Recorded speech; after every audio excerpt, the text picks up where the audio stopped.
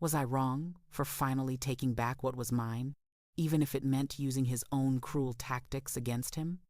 Or tell me, would you have simply let him win, letting him lock you out of the life you built together, literally and figuratively? Because for a long time, I felt like I was living in a gilded cage, a beautiful home that had become my prison, and it was all thanks to my ex-husband, Mark. He used our dream house, a place I poured my heart and soul into designing, as the ultimate tool of control and manipulation. It became a weapon in his hands, turning every room, every memory, into a reminder of his power over me. And for years, I believed I was trapped, until I found my own key to freedom. A key not just to the house, but to my past and my own strength. It all started innocently enough, as these things often do. Mark and I met in college, a whirlwind romance that felt like destiny. He was charming, ambitious, and had this incredible way of making me feel like I was the only woman in the world. We dated for 5 years before getting married, and those early years were blissful.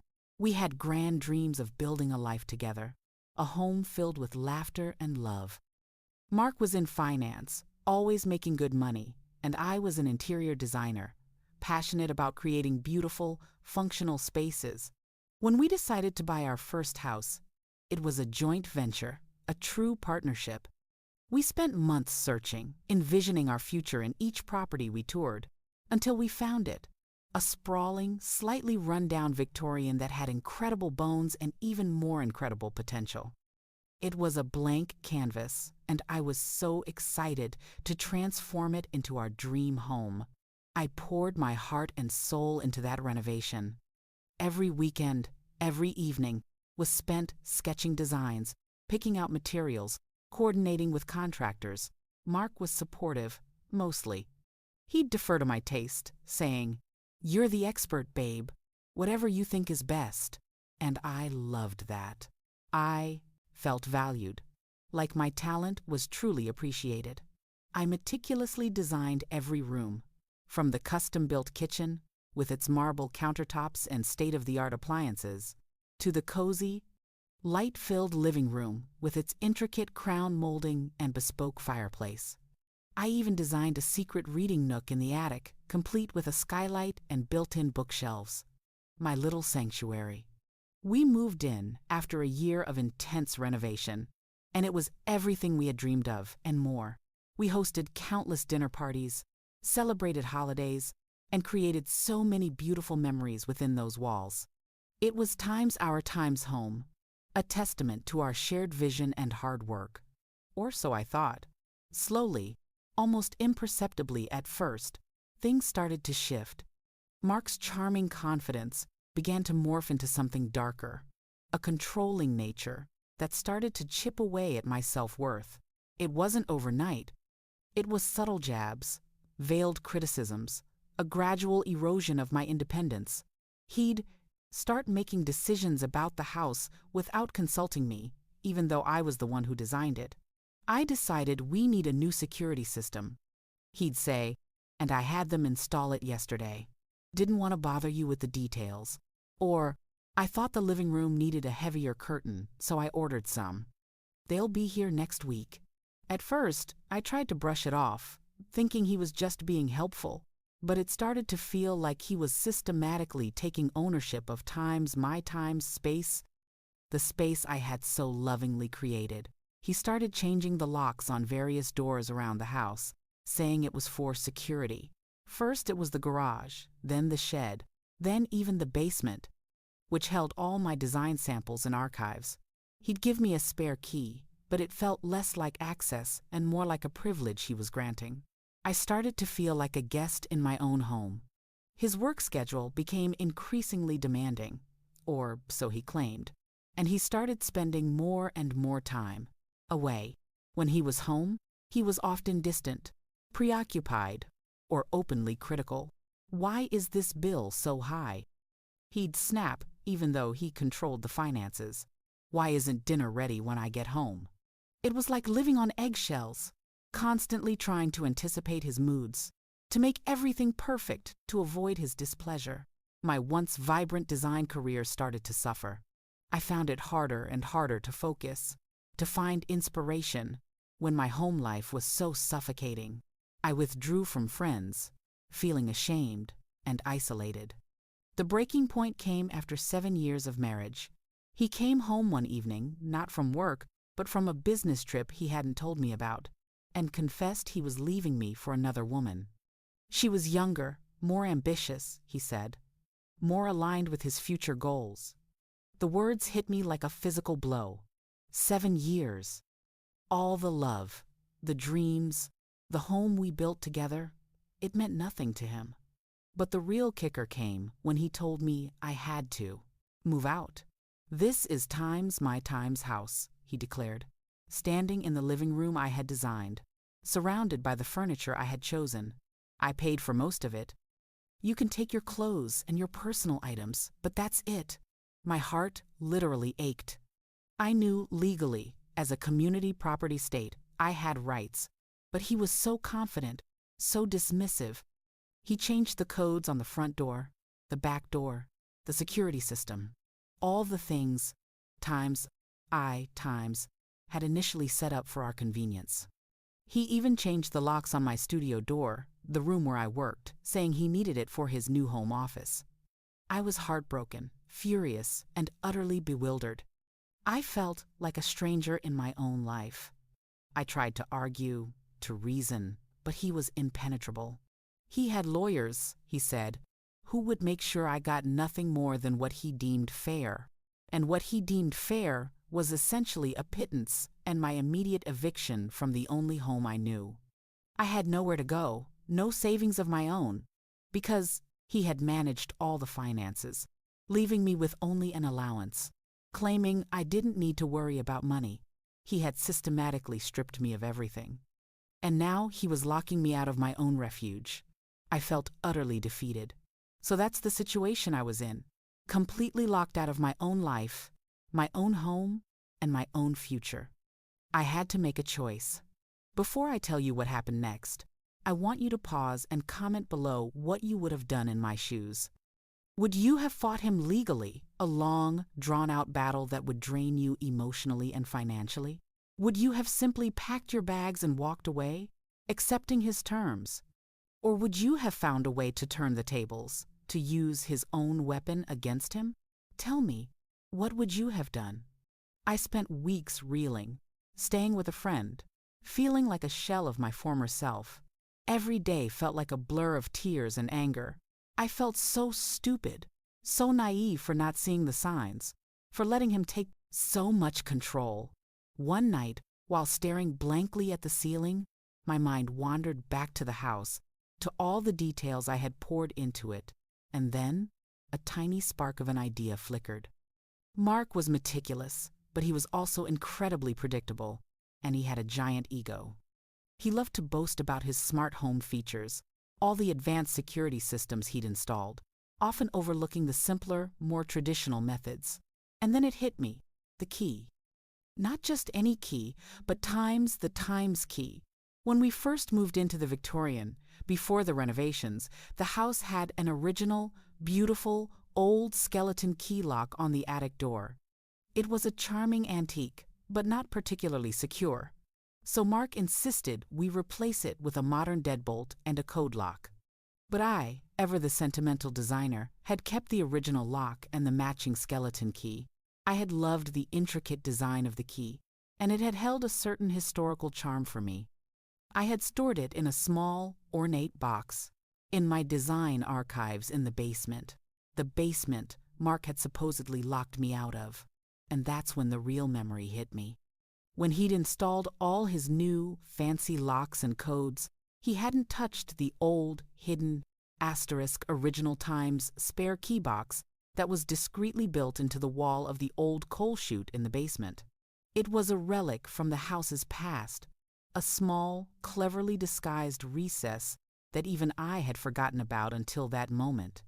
I remembered seeing it once, early on, and he just laughed, saying, "Who would ever find that? It's practically a museum piece." He was so focused on the high-tech, he overlooked the simple. I had, in fact, kept Time's key as well, the original master key to every door in the house, including the main entrances, before the smart locks were installed. It was a beautiful, heavy brass key that had been passed down with the house. I had put it in the same box with the antique attic key, just for safekeeping, never imagining I'd ever need. I remembered precisely where that box was, hidden behind a loose brick in the coal chute, now obscured by Mark's newly installed shelving units.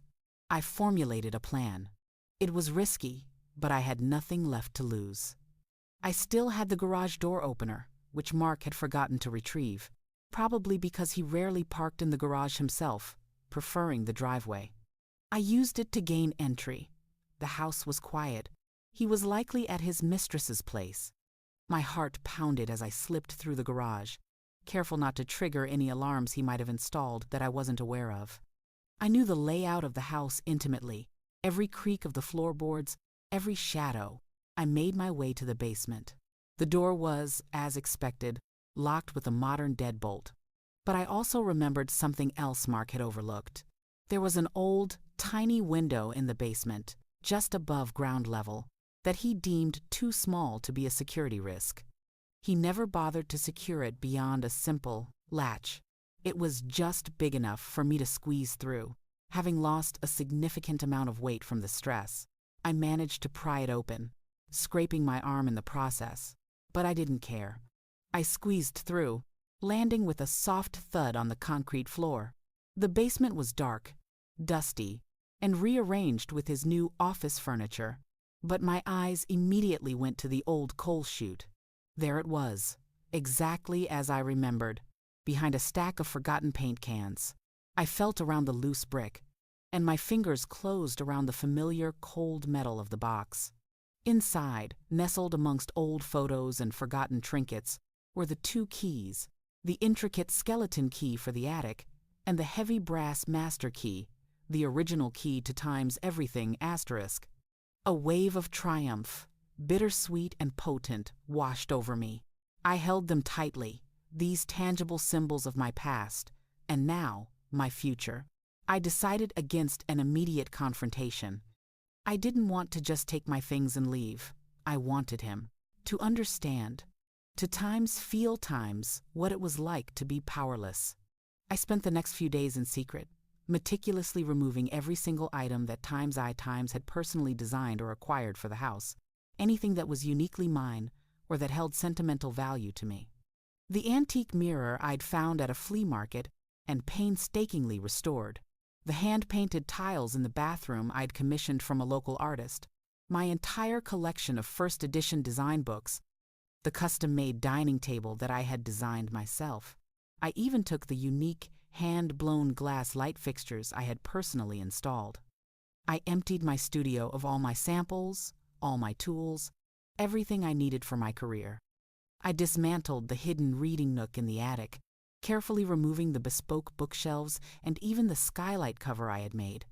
It was slow, painstaking work, done under the cover of night when Mark was away. I worked with the precision of a burglar, but I was simply reclaiming what was rightfully mine. I left behind his ugly, generic furniture, his soulless art, everything that represented his time's taste, or lack thereof. On the last night, after I had taken everything I wanted and could physically move, I made one final gesture. I went into the living room, the heart of the home I had so lovingly created, and with the original brass key, I systematically locked every single internal door that had a traditional lock: the bedrooms, the bathrooms, the study, the dining room, even the pantry. Then, using the original attic key, I locked the attic door from the inside, a final symbolic gesture for my lost sanctuary. I then went to the main entrance. Mark had been so proud of his smart lock, the one that required a code and connected to his phone, but I knew the original mechanism was still there, beneath the smart tech. I used the master key to deadlock the door, overriding his fancy system. And then I walked out for good. I didn't smash anything. I didn't vandalize. I simply took what was mine and used his own obsession with security and keys against him. I ensured that he would return to a house that was technically locked, but functionally empty of all the beauty and warmth I had infused into it. He would find himself in a cold, hollow shell, surrounded by locked doors, unable to access most of the house he so proudly claimed was his. The irony was delicious. He had locked me out, and now I had locked him into a house devoid of the very essence that made it a home. The fallout was spectacular. I got a frantic call from him the next morning, absolutely raging. He couldn't get into most of the rooms. His smart locks were overridden by the old deadbolt, and the house was stripped bare of all the things that made it beautiful. He accused me of theft, of vandalism, of being a crazy ex-wife. I calmly explained that I had merely removed my times, possessions, things I had paid for, designed, or acquired. As for the locks, I told him, you changed all the codes and locks on me, Mark. I simply used the Times original Times keys to access the house and secure my Times belongings. Perhaps you should have been more thorough with your security upgrades. He was speechless, fuming. He threatened legal action, but my lawyer, whom I finally hired with the help of my friend, swiftly shut him down. I had meticulously documented every item I took, proving it was either mine or community property I was entitled to. He had no case for theft, and since I hadn't damaged anything, no case for vandalism. He was left with an empty shell of a house that represented his own controlling nature, a house that I had effectively turned into his times luxury trap. He had the keys to the kingdom, but there was nothing of value left inside, and he couldn't even access all of it. The key to the past had unlocked my future, and his gilded cage had become his own lonely prison. So, was I wrong for turning the tables on Mark, using his own methods, against him to reclaim what was mine? Looking back, I don't think so. It was a deeply personal act of defiance, a way to regain my power and my sense of self. It wasn't about revenge in the destructive sense, but about taking back my narrative, my dignity, and the tangible pieces of my life he tried to steal. The house I designed, the house he tried to use as a weapon, ultimately became the very instrument of his comeuppance. It was a hard lesson learned, but I walked away with my head held high, ready to build a new life, a new home, one that would truly be mine, filled with genuine love and respect, not control and manipulation. The luxury trap he built became his own. Like this video if you were on my side and you think he got what he deserved. Subscribe for more stories like this, where people fight back against injustice and reclaim their lives. And share your final thoughts on this whole mess in the comments section below. I'll see you all in the next story.